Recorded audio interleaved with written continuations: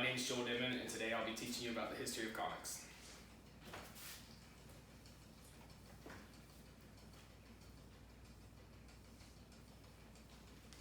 Comic books have been around since the late 1700s and early 1800s. However, they never really made an impact until the early 1930s during the First Depression.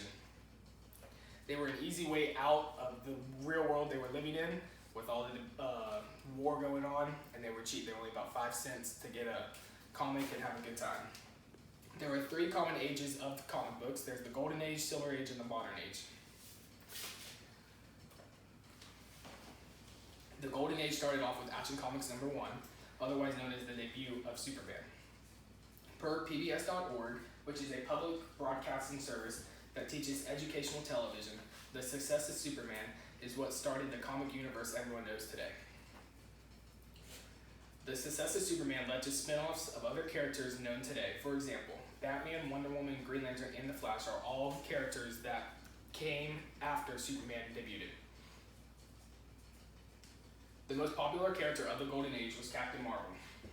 His sales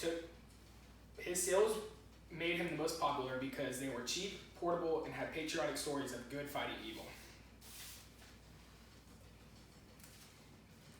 Captain America, one of the most patriotic heroes ever, was pitted against Adolf Hitler in his first issue, as you can see here. This is the iconic first issue of the Captain America. Once World War II was over, comics seemed to go with it. However, the Golden Age and the comics that were created with it left their mark that would live on forever. The invention of the television led to many comics to lose revenue fast thanks to newer cartoons that were coming out. However, all it took to jumpstart the comics back up was the Flash, but it wasn't Jay Garrick who was the original Flash, it was Barry Allen, a younger and more modern Flash. The idea of a new superhero, but the same superhero, is what brought multiple people back into the comic realm. Per Marvel, year by year, a visual history updated and expanded. In 1958, Marvel Comics took a risk with the release of Strange Worlds #1. This was created by Stan Lee and Jack Kirby. It was a success and it started the Marvel Age, as many called it. Dr. Doom was the first character to be put out, but he ultimately failed. However, Marvel continued to release multiple characters by the likes of Spider-Man, the Avengers, and the X-Men. The Silver Age is the most age people know nowadays because it has many of the characters that are being put into the world now.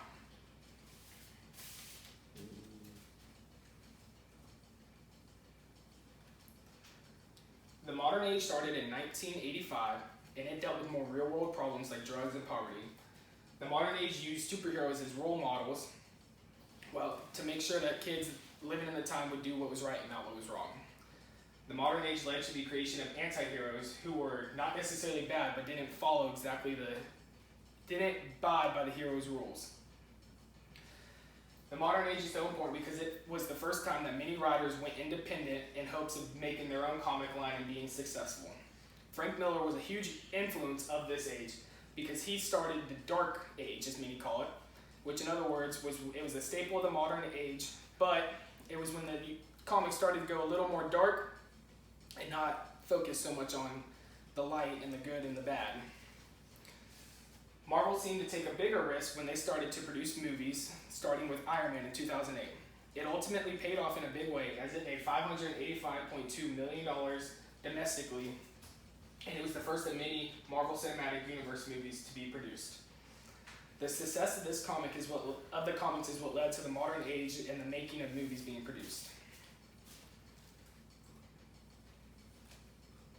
Comics have been a staple in history from the early 1930s to now.